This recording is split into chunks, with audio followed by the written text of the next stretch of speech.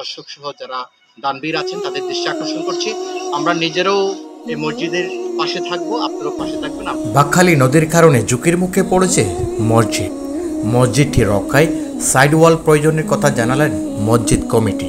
তারা বলেন, যদি সামনের বর্ষার আগেই শক্তিশালী গাইড ওয়াল দেওয়া সম্ভব না হয় তাহলে যে কোনো সময় ধসে যেতে পারে এ মসজিদ।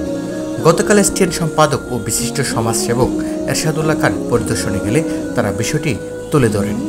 দেশ বা বিদেশে থাকা বিত্তশালীদের মসজিদটি রক্ষায় এগিয়ে আসার অনুরোধ জানালেন তারা।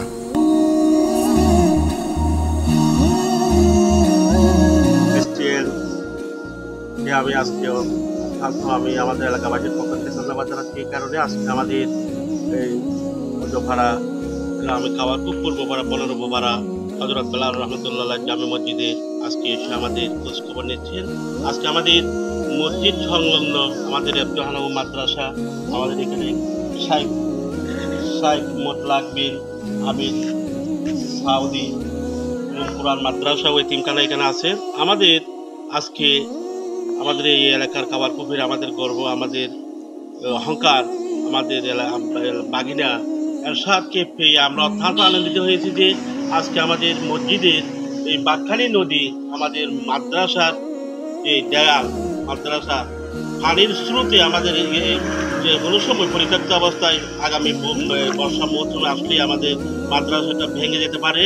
এই কারণে আজকে এরশাদ আমাদের মাদ্রাসাটা পরিদর্শন করতে এসেছেন, আমরা ধন্যবাদ জানাচ্ছি। উনি নিজে চোখে দেখেছেন।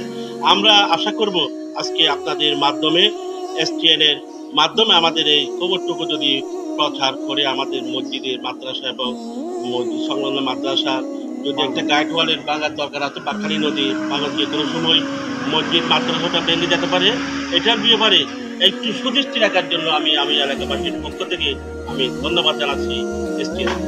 সংলগ্ন একটা বাকখালী নদী রয়েছে, যেটা আমি নিজেই পরিদর্শন করেছি, যেখানে সম্পূর্ণ ঝুঁকিপূর্ণ অবস্থা রয়েছে। যে কোনো সময় যদি বড় ধরনের কোনো বন্যা হয়, এটা মসজিদটি ক্ষতিগ্রস্ত হওয়ার যথেষ্ট 90% ঝুঁকি রয়েছে। সেজন্য একটা বিগ গাইড ওয়াল দেওয়া দরকার, স্ট্রং গাইড ওয়াল দেওয়া দরকার। আমার যেটা আনুমানিক 15 থেকে 20 লক্ষ টাকা খরচ হতে পারে। তো এটা এখানে যেহেতু এখানে সবাই বিত্তশালী না, মধ্যবিত্ত বা নিম্নবিত্ত মানুষ, এই জন্য স্টেনের মাধ্যমে আমরা দর্শক সহ যারা দানবীর আছেন তাদের দৃষ্টি আকর্ষণ করছি, আমরা নিজেরাও এই মসজিদের পাশে থাকবো, আপনারাও পাশে থাকবেন, আমরা একটা প্রত্যাশা করছি। এবং যারা আজকে আমাদের স্টেনকে এবং আমাকে সহযোগিতা করেছেন, বিশেষ করে নুর ইসলাম নাহিদ মামা এবং তারিক মামা সহ সবাইকে এবং মুফিজ মামা সহ সবাইকে ধন্যবাদ জানাচ্ছি। আমরা ইনশাল্লাহ আপনাদের পাশে থাকবো এবং আগামীতে মানুষকে আপনাদের মসজিদের কর্মকাণ্ড এবং উন্নয়নের বিষয়টি তুলে ধরার চেষ্টা করবো।